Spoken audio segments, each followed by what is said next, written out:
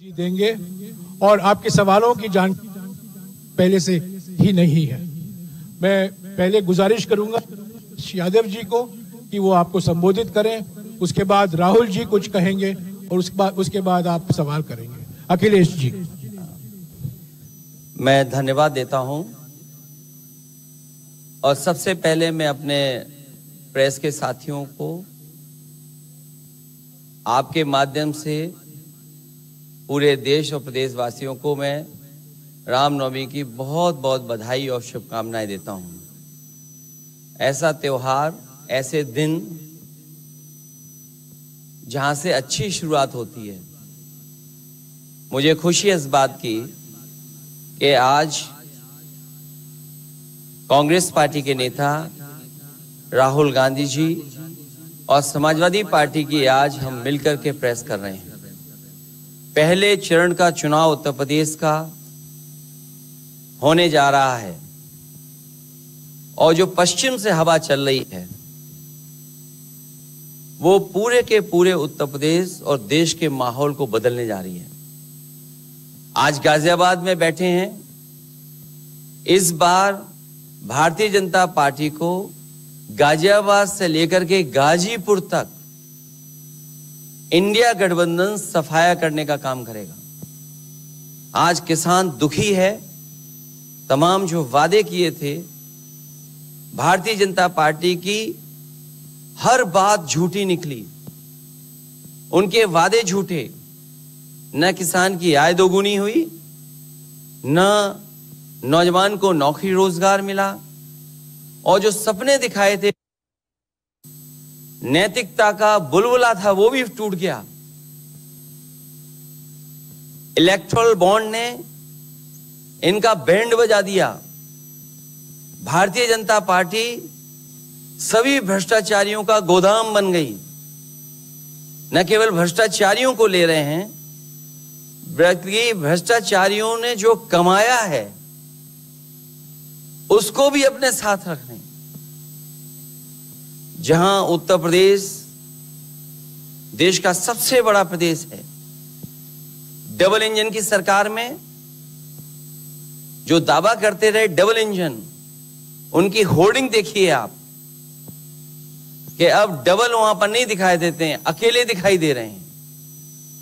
इनके प्रत्याशी होर्डिंग से गायब हैं। पेपर लीक के कारण और उसके मां बाप को अगर हम जोड़ लें तो ऐसे 60 लाख नौजवान हैं। 60 लाख नौजवानों का भविष्य अंधकार में डाल दिया। और अगर 60 लाख का गुणा करें हम 3 से, 1 करोड़ 80 लाख, और 1 करोड़ 80 लाख को अगर हम डिवाइड कर दें 80 लोकसभाओं से, तो भारतीय जनता पार्टी का 2,25,000 वोट हर लोकसभा में कम हुआ है। इसलिए एक भी वोट बट ना पाए। जहां हमें मतदान करना है, वहीं मतदान के दिन हमें सावधान भी रहना है। अगर हम सावधान रह करके मतदान करेंगे और अपने बूथ की चौकीदारी करेंगे तो भारतीय जनता पार्टी का सफाया होगा। आने वाले चुनाव में, ये देश का चुनाव है, देश की जनता बदलाव चाहती है और बदलाव की हवा पश्चिम से उत्तर प्रदेश से चल रही है। और मुझे पूरा उम्मीद है आने वाले समय में इंडिया गठबंधन और नई सरकार देश में दिखाई देगी। शुक्रिया अखिलेश जी। राहुल जी।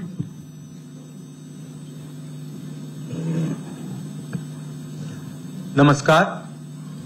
रामनवमी की आप सबको, देश को बहुत बहुत शुभकामनाएं। ये चुनाव विचारधारा का चुनाव है। एक तरफ आरएसएस और बीजेपी जो संविधान है, लोकतांत्रिक सिस्टम है, उसको खत्म करने की कोशिश कर रही है, और दूसरी तरफ इंडिया गठबंधन कांग्रेस पार्टी संविधान को, लोकतंत्र को डिफेंड करने की कोशिश कर रही है, उसकी रक्षा कर रही है। चुनाव में 2-3 बड़े मुद्दे हैं। सबसे बड़ा बेरोजगारी, दूसरे नंबर पर महंगाई, भागीदारी। मगर बीजेपी 24 घंटा डिस्ट्रैक्शन करने में लगी रहती है। कभी प्रधानमंत्री समुद्र के नीचे चले जाते हैं, कभी आसमान में सी प्लेन पे चले जाते हैं, मगर जो मुद्दे हैं उनके बारे में ना प्रधानमंत्री ना बीजेपी बात करती है। कुछ दिन पहले प्रधानमंत्री ने ANI को बहुत लंबा इंटरव्यू दिया, स्क्रिप्टेड था मगर फ्लॉप शो था। प्रधानमंत्री जी ने उसमें इलेक्टोरल बॉन्ड्स समझाने की कोशिश की। प्रधानमंत्री जी कहते हैं कि इलेक्टोरल बॉन्ड्स का सिस्टम ट्रांसपेरेंसी के लिए लाया गया, राजनीति को साफ करने के लिए लाया गया। अगर यह सच है तो उस सिस्टम को सुप्रीम कोर्ट ने रद्द क्यों किया? और दूसरी बात, अगर आप ट्रांसपेरेंसी लाना चाहते थे तो जिन लोगों ने आपको पैसा दिया, बीजेपी को पैसा दिया, हजारों करोड़ रुपए दिए, उनका नाम आपने क्यों छुपाया था? और जिन तारीखों पे उन्होंने आपको पैसा दिया उसको आपने क्यों छुपाया था? पता लगता है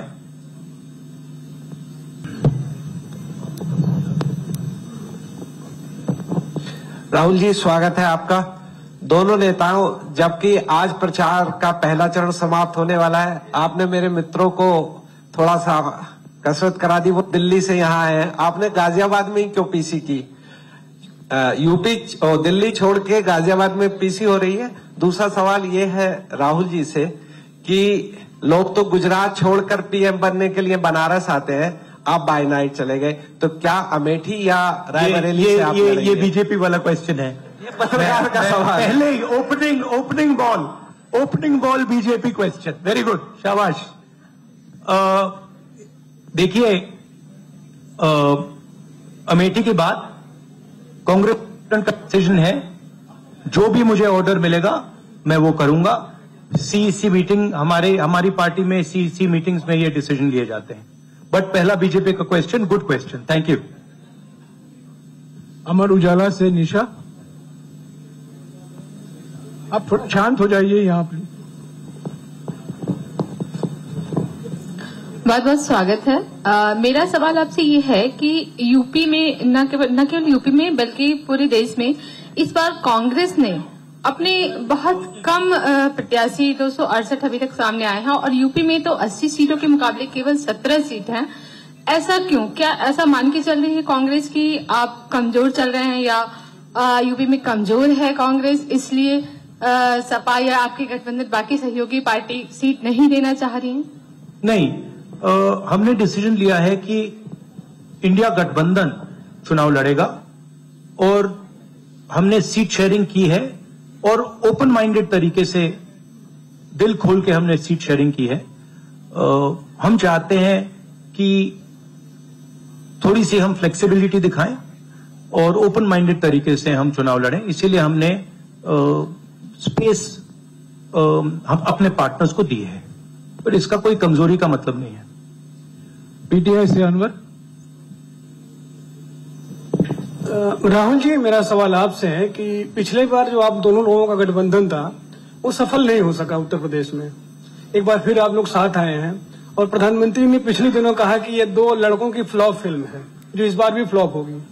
तो आगे आप क्या उम्मीद कर रहे हैं इस गठबंधन से? उत्तर प्रदेश में कितनी सफलता मिलेगी और कितनी सीटों की उम्मीद है इस बार आप लोगों को? देखिए, मैं सीट्स का प्रेडिक्शन तो नहीं करता हूं, जनरल बात कह सकता हूं कि बीजेपी को मुझे लग रहा था 15-20 दिन पहले कि 180 से 180 तक जाएंगे, अब मुझे लग रहा है 150 तक जाएंगे। हर स्टेट में हमें रिपोर्ट मिल रही है कि हमारा चुनाव इंप्रूव कर रहा है और अंडर करंट है। जहां तक गठबंधन की बात है, यूपी गठबंधन की बात है, बड़ा पावरफुल गठबंधन है और बहुत अच्छा परफॉर्मेंस होगा हमारा उत्तर प्रदेश में।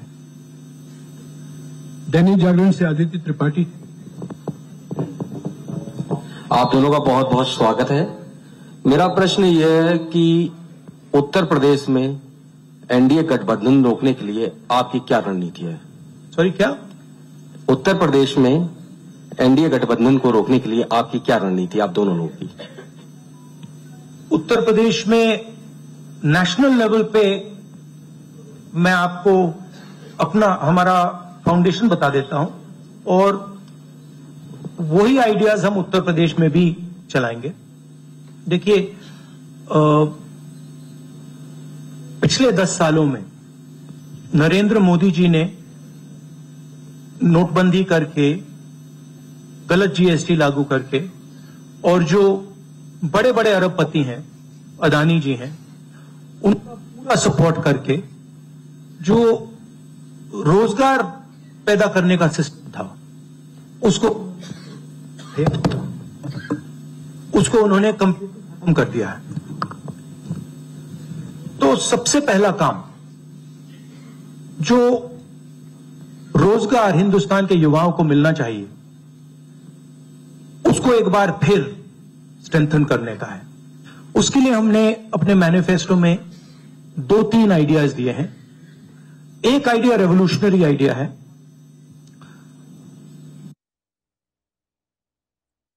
होती है।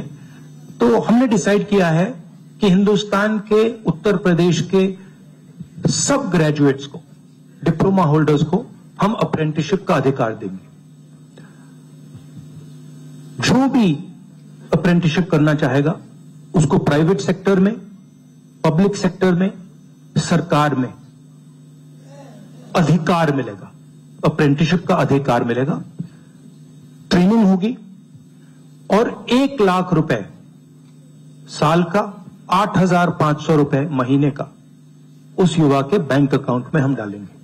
और ये करोड़ों युवाओं के लिए हम अधिकार दे रहे हैं। इससे एक ट्रेन्ड मैन पावर तैयार होगा, प्राइवेट कंपनीज को भी इसका फायदा होगा, सरकार को भी इसका फायदा होगा, और एक प्रकार से युवाओं के लिए ये एक जॉब मार्केट में एंट्री का सिस्टम हो जाएगा। दूसरी चीज, 30 लाख सरकारी रोजगार हैं जो नरेंद्र मोदी भर नहीं रहे हैं, वो वैकेंसीज हम युवाओं को देने जा रहे हैं। पेपर लीक की बात हुई है, उसके लिए हम कानून बनाएंगे, उसको हम खत्म कर देंगे। तो ये बात हुई युवाओं की। एक और हमारा आइडिया, क्रांतिकारी आइडिया, और ये उत्तर प्रदेश की महिलाओं को बहुत फायदा मिलेगा इससे। हर गरीब परिवार की हम लिस्ट बनाएंगे और हर गरीब परिवार में से हम एक महिला को चुनेंगे और उसके बैंक अकाउंट में महीने के 8,500 रुपए, साल के 1 लाख रुपए सरकार हर महीने बैंक अकाउंट में डालने जा रही है। किसानों की बात, किसान सिर्फ 2 चीजें मांग रहा है। नरेंद्र मोदी से 10 साल मांगा, हमें सही दाम दिलवा दीजिए, और जैसे आपने 16 लाख करोड़ रुपए, मतलब 24 साल का मनरेगा आपने अदानी जैसे लोगों का माफ किया, वैसा ही आप हमारा भी माफ कर दीजिए। और नरेंद्र मोदी मना करते हैं, उन पर फायरिंग करवा देते हैं, उनको डरा देते हैं। तो हमने लीगल एमएसपी का निर्णय ले लिया है। हिंदुस्तान में पहली बार लीगली गारंटीड एमएसपी होगी और हम उनका, किसानों का कर्जा माफ करने जा रहे हैं। यही मेन मुद्दे हैं चुनाव में। बीजेपी का मैनिफेस्टो देखेंगे तो उसमें आपका उसका जो फाउंडेशन है, 2 चीजें हैं। एक कि वो शायद 10-15 साल बाद ओलंपिक गेम्स इंडिया लाएंगे, और दूसरा 1 या 2 व्यक्तियों को वो चांद पे पहुंचा देंगे। तो ये बेसिकली चुनाव चल रहा है। शुक्रिया राहुल जी। अगले 3-4 सवाल आप कृपया अखिलेश जी से पूछेगा। ANI से शालिनी।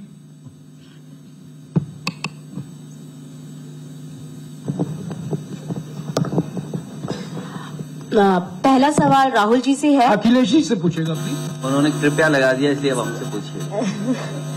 दोनों से पूछूंगी सर। पहला सवाल राहुल जी से है, जैसे कि पीएम ने कहा है कि मैं देश बचा रहा हूं, लेकिन इंडिया अलायंस जो है वो परिवार बचा रहा है, इस पर क्या कहेंगे सर? और जो दूसरा सवाल, सेकंड बीजेपी क्वेश्चन। सर दूसरा जो सवाल है मेरा वो ये है, जादूगर कहा है उन्होंने राहुल जी को, और उन्होंने कहा एएनआई को जो इंटरव्यू दिया उसमें बोला कि ऐसा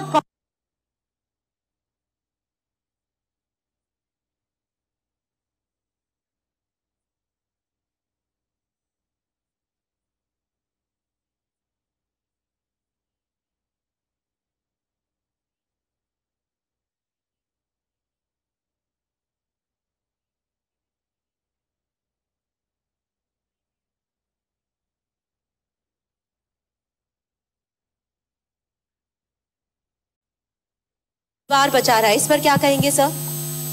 और जो दूसरा सवाल, सेकंड बीजेपी क्वेश्चन। सर दूसरा जो सवाल है मेरा वो ये है, जादूगर कहा है उन्होंने राहुल जी को, और उन्होंने कहा एएनआई को जो इंटरव्यू दिया उसमें बोला कि ऐसा कौन सा जादू है कि एक झटके में गरीबी मिटा सकते हैं। मैं जानना चाहता हूं ऐसा कौन सा जादू है कि एक झटके में गरीबी मिटाई जा सकती है। तो ये मेरा सवाल दोनों से है। नहीं, दोनों से है। मैं धन्यवाद देता हूं, आप लोगों ने सवाल पूछे, हालांकि कुछ सवाल आपने राहुल जी से पूछे थे। एनडीए को पीडीए हराएगा,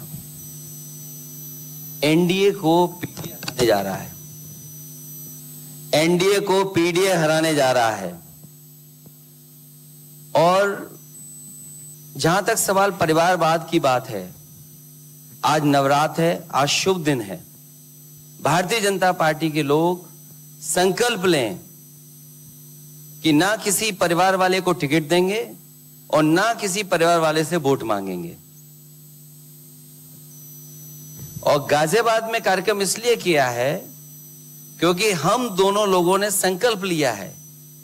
वो तो इंडिया गठबंधन का नाम भी ठीक से नहीं ले पाते हैं। INDIA तो इंडिया होता है, इंडी कब से हो गया? यहां से सफाया होगा गाजीपुर तक। जो 14 में आए थे वो 24 में चले जाएंगे, और यूपी वाले स्वागत भी अच्छा करते हैं। और इस बार तो ढोल नगाड़ा और सब कुछ की तैयारी है। इस बार विदाई भी बहुत शानदार होने जा रही है। Times Now Bharat, Ranjita. अखिलेश जी से। तो आपने जो गरीबी को एक झटके में मिटाने की बात की, देखिए ये कोई नहीं कह रहा है कि गरीबी को एक झटके में मिटाया जाएगा। हम ये कह रहे हैं कि गरीबी को गहरी चोट पहुंचाई जा सकती है, और तरीके मैंने आपको बताए हैं। नरेंद्र मोदी जी ने पूरा का पूरा फोकस 22 लोगों पे किया है, 22-25 लोगों पे किया है। आज की सच्चाई है कि 22 लोगों के पास उतना धन है जितना 70 करोड़ लोगों के पास है। गरीबी का यह भी कारण है कि नरेंद्र मोदी जी ने सारा का सारा धन कॉन्सेंट्रेट कर दिया है, 20-25 लोगों को पकड़ा दिया है। मैं जाति जनगणना की बात कर रहा हूं, और मैंने ये बात बहुत बार उठाई है।